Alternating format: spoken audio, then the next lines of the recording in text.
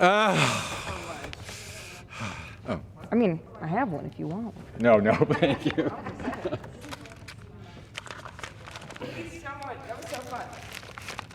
Well, I definitely have a life to talk about.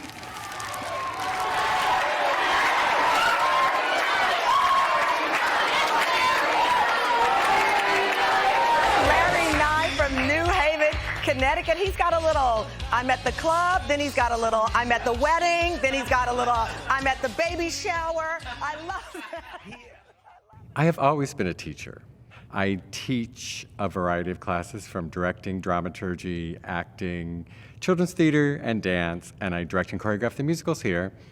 And I also direct and choreograph at Stage Door Manor for the past 28 seasons. So instead of trying to just be an actor or director performer, I decided to work in the education. And I started choreographing for schools, and then I started teaching in schools. I push people rather hard.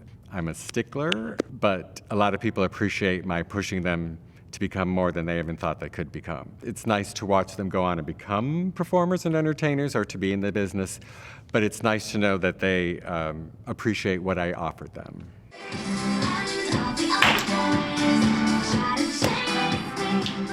When I was 5 years old, I went and saw my sister's dance recital, and one boy came on stage, and the whole audience went crazy from this one little boy on stage, and I was jealous and said, I can do that. So I tried out for the musical Once Upon a Mattress, got a decent lead, and then a week before the show opens, I had an emergency appendectomy, and my appendix burst. I'm in the hospital, I'm like, I gotta go, doc, I gotta go. There's a show, you don't understand. But I found out that I had a passion for theater that was driving me, that I didn't even understand at the time. I have a creative mind. For the most part, I'm not a baker, I'm not a painter, I'm just a dabbler. I've been fortunate to do like the Macy's Thanksgiving Day Parade, so I did that for 4 years. And the last year I did, I took a student here as my assistant. So I gave an opportunity for a student here to be assistant on the Macy's Day Parade and provide them with an opportunity that no other professor on campus could provide for them. So it's a great opportunity for me to take the students from here and provide them with a larger opportunity from my experiences from working in the professional world so that they know that there is a world out there for them as well. Because I want them to have 60 years of theatrical experience as well as I did. But no, you have to work with it and you find the best in them and make them better. So Stage Door Manor is a summer performing arts camp. It's the #1 theater camp in the world. And so it's a summer camp that I have been there as a director choreographer, and then I was the director of dance, and now I'm the associate artistic director for them. Approximately 28 years ago, Connie Cottrell called me, and she was the producing director, and we had a conversation. And she said at the end of it, you sound like you're just crazy enough to work here. And I said, I am.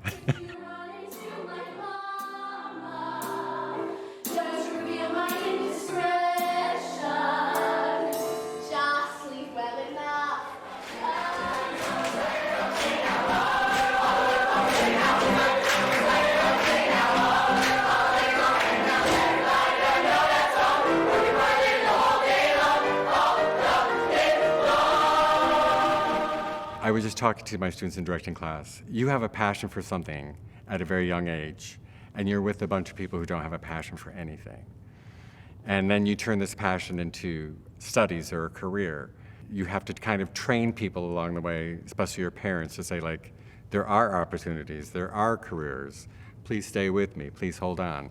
But then when I did High School Musical, the world premiere with Disney and MTI and Stage Door Manor, it kind of brought all of my gifts together with sports and the love of theater and pom-poms and cheerleaders and everything. So I just say to people, you never know what you're doing now and where it's going to lead, or what your children are doing now and what you see in them and what they could end up doing. I just am thankful for what my past had and what my present is. I kind of had goals for Broadway, but my goals at this time are pretty content. I don't really need to add to my resume. I'm closer to retiring than I am to thinking of future goals. But you never know what's going to come down the pike in theater or what the opportunities may be. But at this time, I'm very content with, like I say, not too bad for a boy from Hickory Corners, Michigan, with a dream.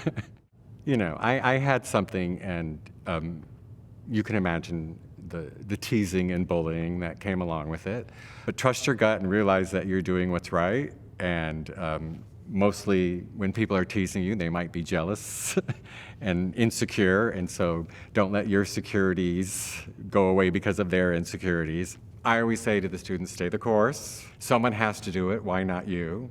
If you have a passion for it and a drive for it, you will succeed in it. But if you're going to have a fallback career, you might not. And I always say, who wants to go to a doctor who had a fallback career?